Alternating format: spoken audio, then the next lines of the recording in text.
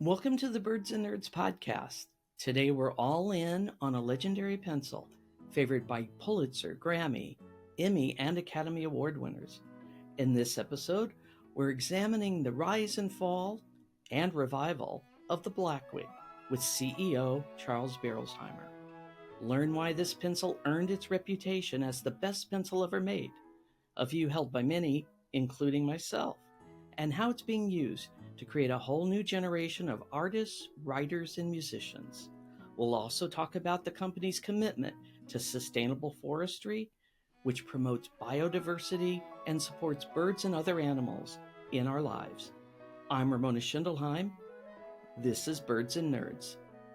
So, Charles, thank you very much for joining me on the Birds and Nerds podcast. Anyone who knows me knows this is an exciting interview for me because I am a lifelong Blackwing nerd. So thank you very much for sitting down with me. And we'll get to a little bit more about the nerdy bird part later, but thank you. Happy to be here. Appreciate so for those who don't know Blackwing, I will say it is the best. I'm just giving you a plug here. Best pencil ever. It has a storied history with some of the greatest creators in our country using it. Why don't you give me a little capsule history of Blackwing then and now? Okay. So the original Blackwing pencil was a model produced by the Eberhard Faber Pencil Company. It's called the Blackwing 602 was the model number technically. So the pencil you were just raising was the replica. That's the current Blackwing 602 replica version of that same style and design. It was developed and released in the 1930s. And originally it was really more of considered an executive pencil. It had this unique feature with the replaceable, extendable eraser, flat eraser, as opposed to a round eraser that you see on most pencils.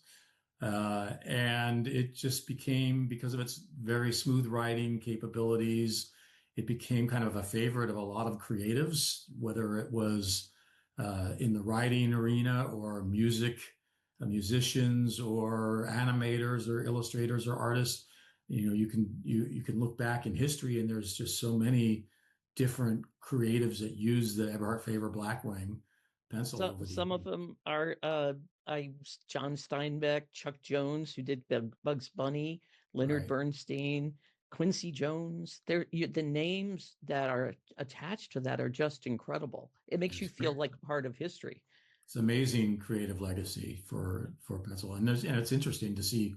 It's written about in some of the books on some of these people, and you see images with them. Stephen Sondheim, was famous for wanting to write with his yellow pad, a legal size pad, he always wrote laying down on his back, but he had his Blackwing pencil.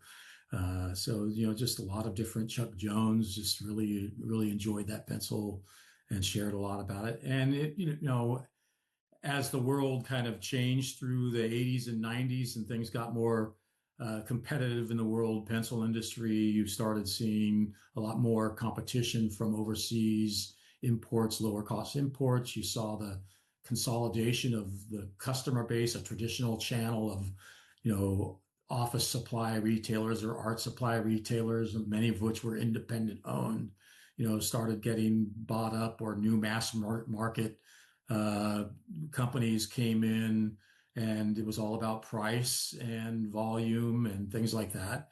And eventually Eberhard Faber Pencil Company was acquired and merged with the Faber-Castell USA company. And then it was all bought by the Sanford Sharpie division of what was then Newell Rubbermaid. Newell was a company that's a big consumer products company, started acquiring many different companies, and through the 90s bought a bunch of different pencil and writing instrument companies to developing a big group, closing factories, doing different things. And eventually in the late 90s, the Blackwing pencil, which was just one of many products, the ferrule, the machine that made the ferrules for this unique ferrule it And that, broke. for folks, that's the little The end ferrule right is the here. metal Yeah. component that Yeah. attaches the eraser to the pencil, right? So the machine that made that ferrule broke, and number crunchers at Newell decided, this is kind of a niche product. It's got a small following, but it doesn't sell at through the high volume mass channels that we're really focused on, and they decided not to bother repairing the machine. So what happened was they just discontinued the product. And within 3 or 4 years in the late 90s, you started having eBay and things like that. And people who liked the pencil started finding them selling things on eBay. And by, say, 1992 or so, there was a small market for them on eBay, and people were willing to pay $20 to $40 a pencil for these old Eberhard Faber Blackwing pencils, just I because will they. tell you, I just want to tell you, I was introduced to them. I had a brief 3 to 4 year career as a sitcom writer, and somebody in the office brought them in, and it was like a life changing for me. It became my favorite pencil, and then I couldn't get it anymore. And I was one of those people who would go and search and search. And I will just say, when I saw Palomino, and you can pick up the story, but where I saw Palomino was making them again, I was in heaven. Yeah, well, that's you're our target market, I guess, at that point in time when on the revival. Uh, just one other thing, that the Blackwing pencils did end up in a lot of writing rooms. My grandfather, my maternal grandfather, my mom's dad, was actually a writer for Disney, and a lot of the Disney animators and Disney writers, the Blackwings were all over the place. In the studios there and things and there. And I know that my grandfather used Blackwing pencils Well, that's as awesome. well.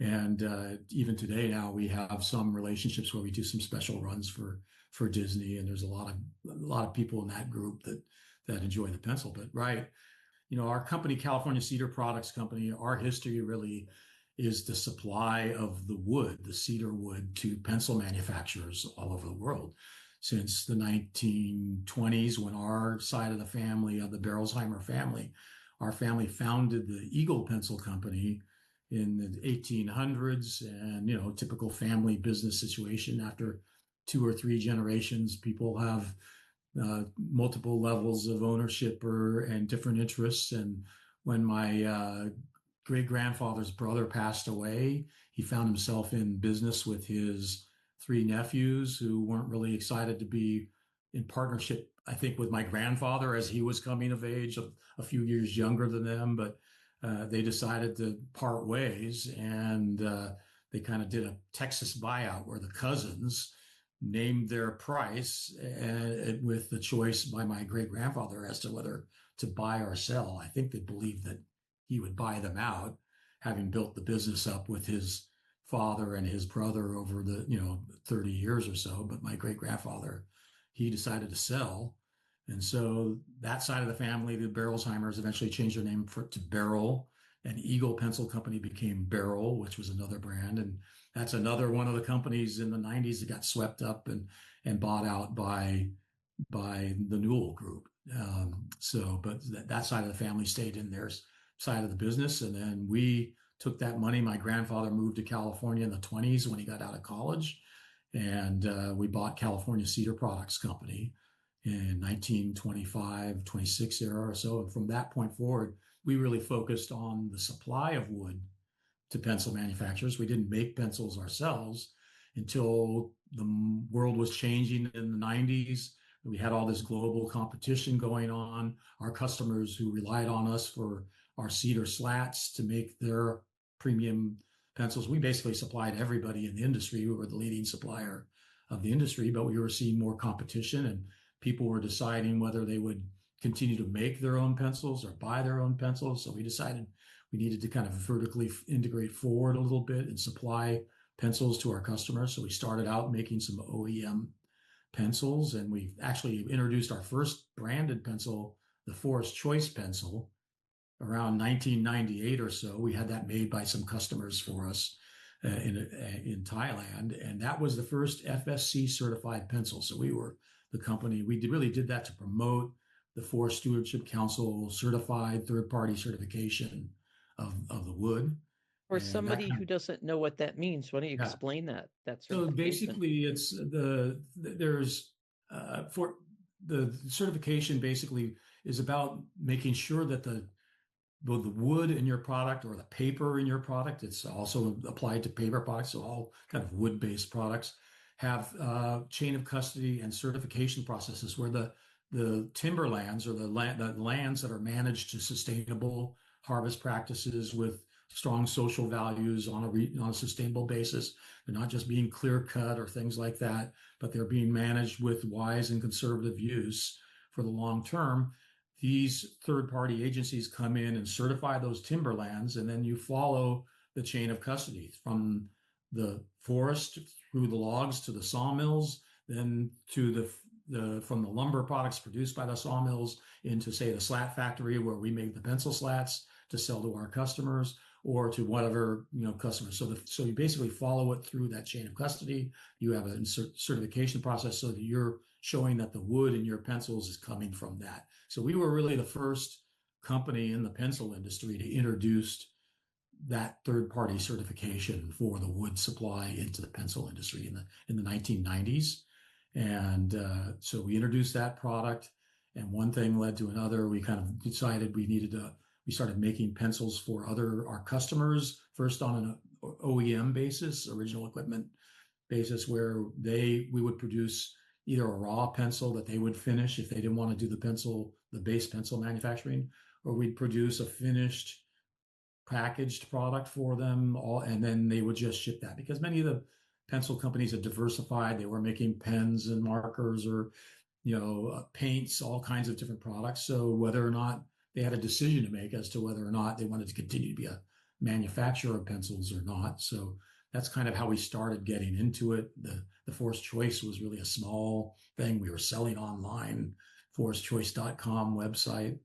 And one thing led to the other. So we did decide we also had the pencils.com URL from the mid 1990s, but that wasn't an e-commerce shop. What that was the Incense Cedar Institute pencil pages. It was really an educational website that we had put together in combination with a couple other manufacturers that were in the cedar industry to promote cedar wood as the premier wood and the best wood, the most sustainable, most wisely managed wood, because we were dealing with woods coming from Indonesia and China, from other regions of the world that were getting into taking market share, but they were not necessarily managed to the same kind of standards that we have in the United States, particularly in California and Oregon, where our supply chain, a supply of cedar comes from. That was the most well-managed,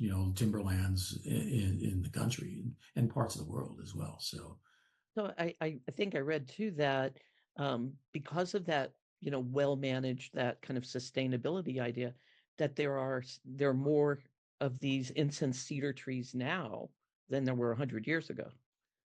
Yeah, so incense cedar, it grows in the forest. It's, over its growing range, its natural growing range, it's maybe 5 to 7% of the timber that's out there, but it can be 20 to 30% in a particular stand. So it's usually found with other species like ponderosa pine or Douglas fir or white fir. And so it was a species that it regenerates, very rapidly and well. And so it's kind of a pioneering species. A lot of times when there's a disturbance from harvesting practices and things like that, it'll be one of the first species to reestablish even naturally, despite whatever replanting programs were going on by the timberland owners.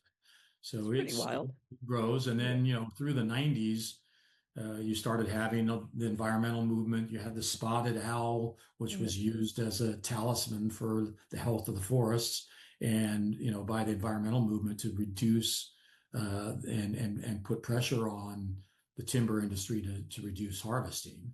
And so as there's been a reduction of harvesting over a period of time, there's certainly a lot more forest regeneration going on. So there's plenty of incense cedar available for a number of uses, and it's used not just for pencils. We used it. We made sidings and decking and fencing products out of it. Basically, any kind of forest products or lumber business, you're getting a log that has different characteristics throughout the log, knotty area, clear area. For pencils, you need a clear block without any defects. You can't have a bunch of knots and things in your slats, or you're going to when you sharpen the pencil, you hit those, you have issues and things like that. So you merchandise the log into the center part, becomes commons for decking and siding and fencing type, and then the industrial type uses for more finished products like moldings or windows, frames or things like that, or pencil slats would be used from the exterior part of the log. This is exactly the nerdy stuff that I like to know about. I am so glad you told me that, because I had no clue on all that. To be quite honest. I mean, so if you're we were in a using room every together, piece I'd be of drawing pictures and showing you. No, that's great. So I just, before we get into a little bit more on the kind of the birding and all that, I wanted to kind of go to one of the things. I think it's 10 years now that you introduced what at Blackwing, the volumes. And they're those special, Forest limited edition pencils a year. I'm a subscriber, as you can tell from behind me. Yeah, you got some of them here. I can see. A few of them. It's like my one vice, I think, that and birds. But what I really love, is that I know a portion of each of that sales goes to the foundation and funding arts for children, arts and music.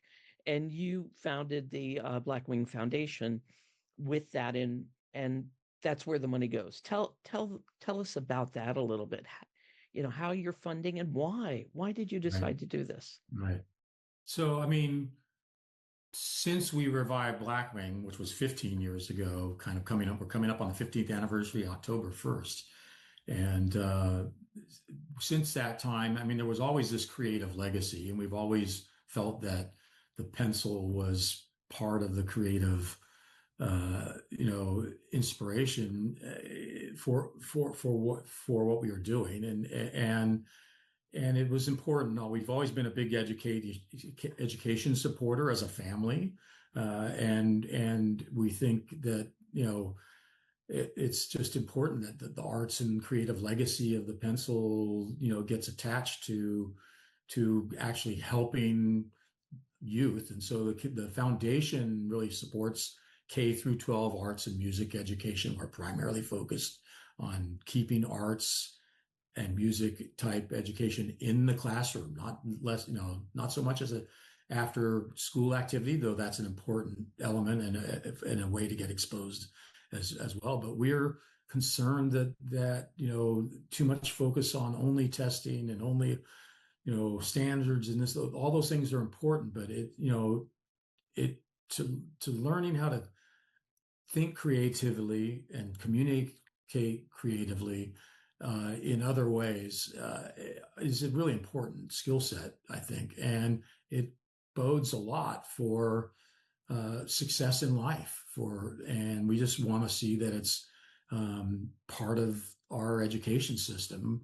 And unfortunately, that's one of the areas that's historically gets cut more and more and more. So we're looking at, we started as a grant making organization, partnering with good organizations like Little Kids Rock, which is now Music Real. That's one of the top music programs for school. They bring a modern band program and curriculum in, and they're one of the largest type organizations for that. We've partnered, generally entrepreneurial ways with different, smaller organizations. We've done things just in our regional community in Central Valley of California in Stockton, where the company is based. We've focused on, making sure that we're supporting artists in schools to come in and teach. And more and more of that has kind of shifted in the last two or 3 years. We've begun to produce our own program. I actually hired two teachers out of school, who were one of them, which is my daughter-in-law, Courtney, and she and her teaching partner were job sharing a job and had been teaching for 10, 12 years and really looking to get out of the classroom because of the challenges there and lifestyle with their own kids and things like that. So we worked out an arrangement. Courtney had been helping us with the foundation on different projects, and now they're working as our program managers, and they've created a whole new program called Pathways to Creativity.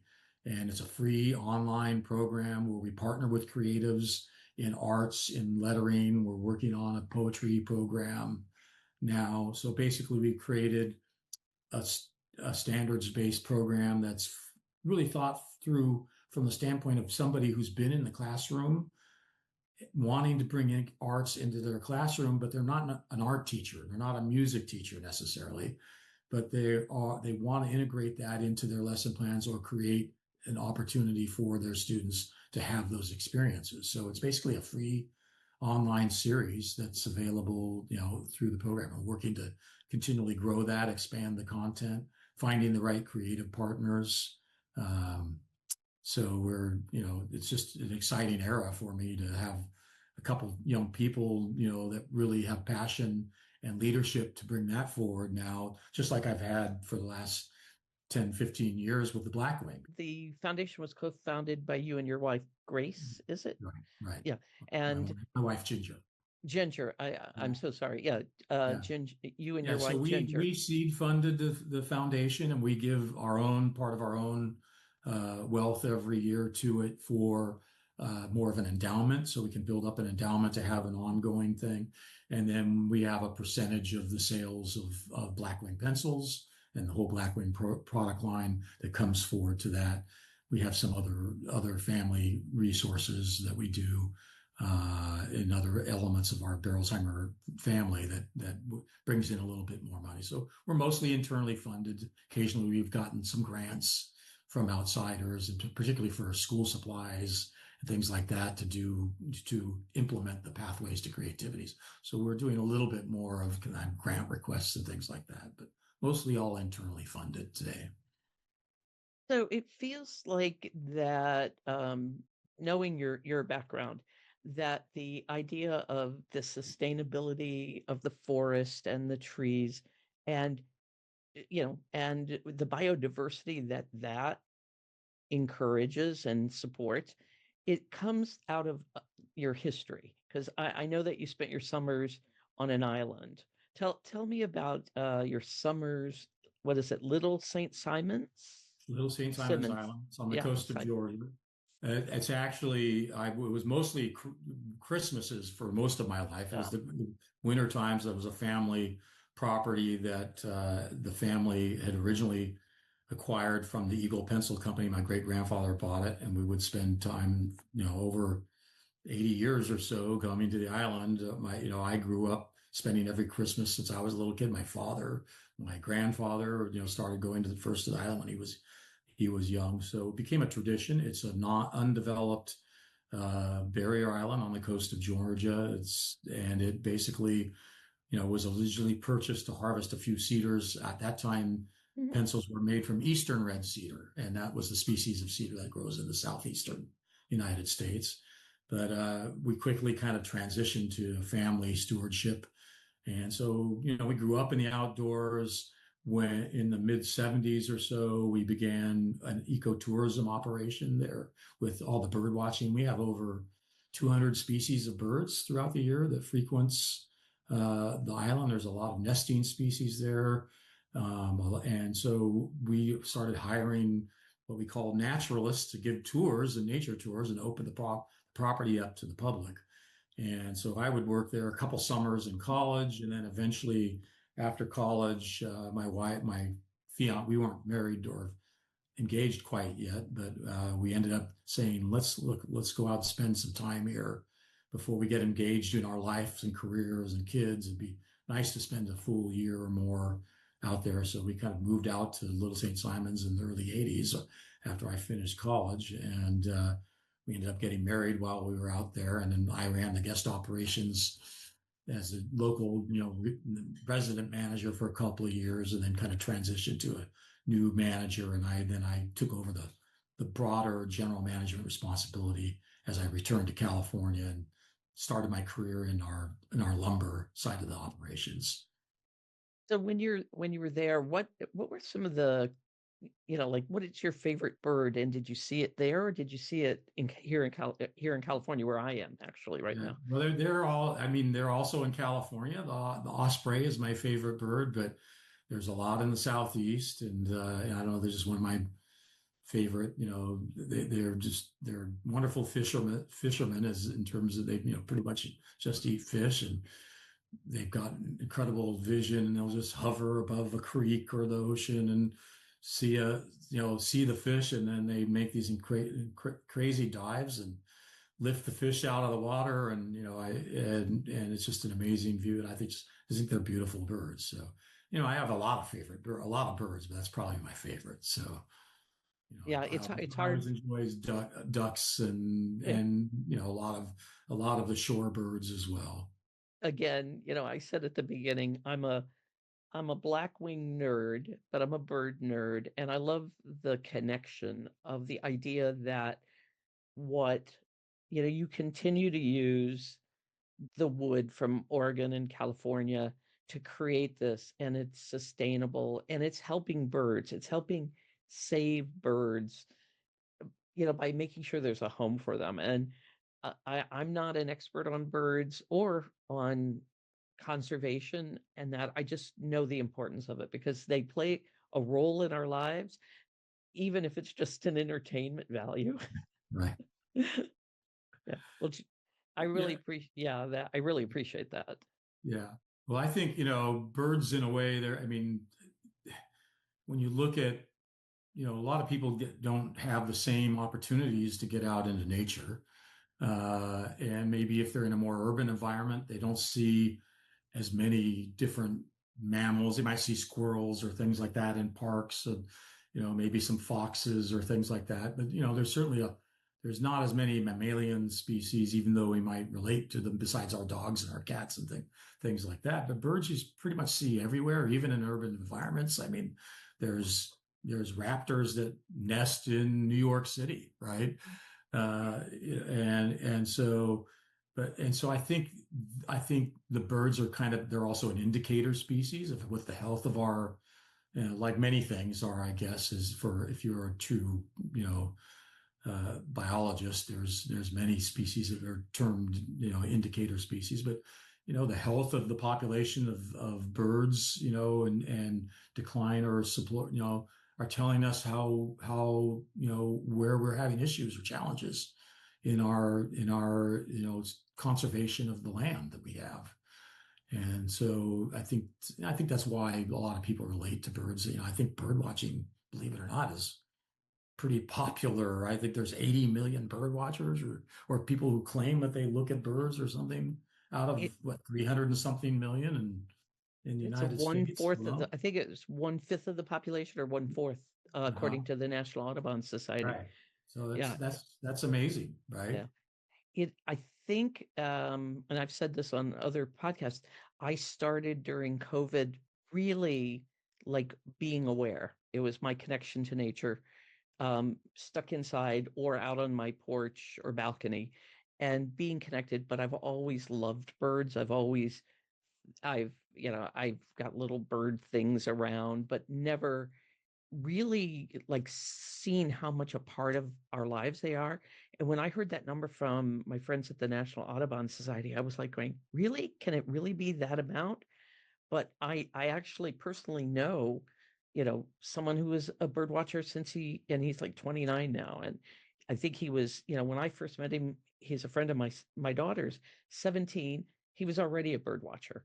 And it just it brings people joy. It's a good relief for mental health, like stress and that. And it's just good to make that connection. Okay, now I have an important question. We're going to go back to Blackwing one last Right. time. Right. So the graphite, it's Mhm. graphite, wax, and clay, I believe, on the Mhm. inside, the pencil. Um, Are you one of the handful who know the secret formula? I can't tell you exactly what that is. Of course, I'm not a chemist by training. My background's in business or not, but yes. So obviously, I think most people know that graphite pencils are made from a combination of generally graphite and clay, and the proportion of graphite to clay controls the level of darkness or blackness that it has, and the lighter the pencil, the firmer it is, and the longer it stays sharpened, but the lighter the mark, but the sharper the point, for a longer period of time. So, and then the waxes that are in there that added are to help the smoothness in terms of the writing capability. Not all pencils have waxes in them. Many higher end quality pencils do have waxes in them. So, when we revived the Blackwing with the first pencil, which was now what's called the matte. It was the black pencil. When we didn't use the 602 number or anything like that, we introduced a product that I picked the softness point to provide a feel for a pencil that I don't think the average pencil user, ever really experienced. They were used to a number two pencil, which doesn't mean really anything because one company's number two, there's no particular industry standard. So one company's number two is different than another company's number two. And so we picked, we wanted to work with the Japanese because we know they make the best pencils in the world, and we had customers there that were small producers. They could make the product for us to our specifications. So we tested a lot of different core options out, and I picked something for our first release that was softer and smoother than the average pencil user would be used to, and for a reason that, to make people understand that there's an experience there. There's a tactile feeling with that. And not everybody's an artist. I mean, the people who were used to using soft, smooth pencils generally were artists, right? Not so much people who were just doing everyday writing. And then, after we released that, the next pencil was to bring the more firmer core in the 602 back. And that's when we produced kind of the replica pencil in terms of what looks like the original 602 formulation. It has the old formula. It has the old slogan of half the pressure, twice the speed imprinted on every pencil, and kind of kept that tradition, things like that. But you're not going to tell me the secret formula. No. Okay, I'll let you go on that one. Yeah. I can understand it. But I appreciate it. And again, I'm going to say, for those who have never written with it, they should. I love the tactical feel of pencil to paper. And I use a computer all the time, but I take notes constantly with the pencil because I also really believe in the idea that if you write it down, you're going to remember it a lot better.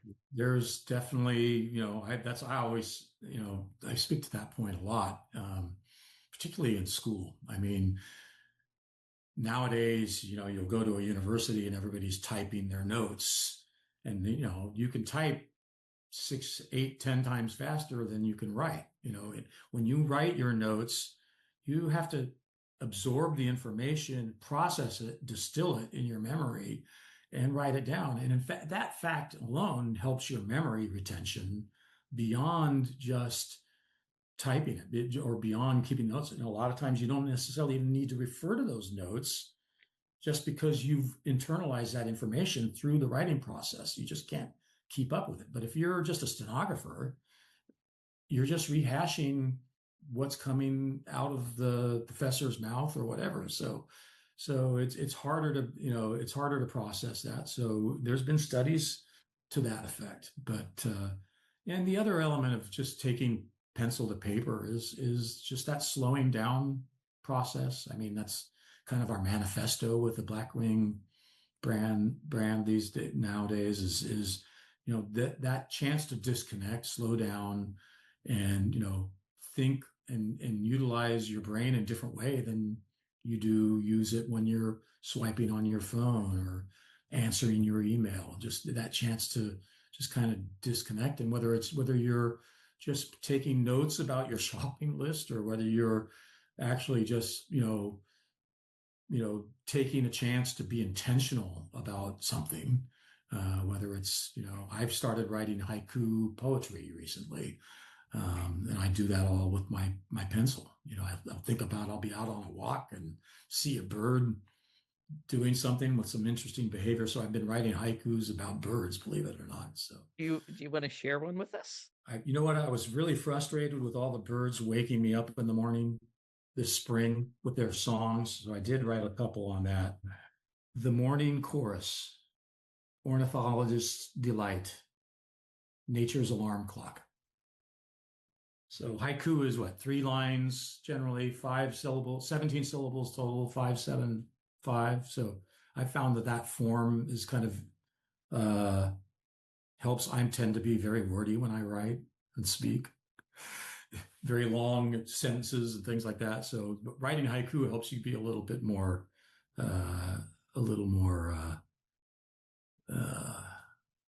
intentional, I guess. Here's the first one I ever wrote about birds. Birdsong woodlands, early morning walkers, earbuds pulsing. I love that. I love that one. I was whenever I go out walking in the woods, I'm paying attention to what I see, right? But a lot of people are out there with their earbuds or their headphones, listening to their music or their podcasts running or doing whatever they do. But I like the concept of being a little more connected to the nature. So those were a couple of them. Well, I appreciate you sharing them with us. They made they're making their debut on Birds and Nerds podcast. Oh, they are. Yeah. Yes. I got a Substack, but I put a few of them. I don't think I put too many of those out there, but I appreciate that. And I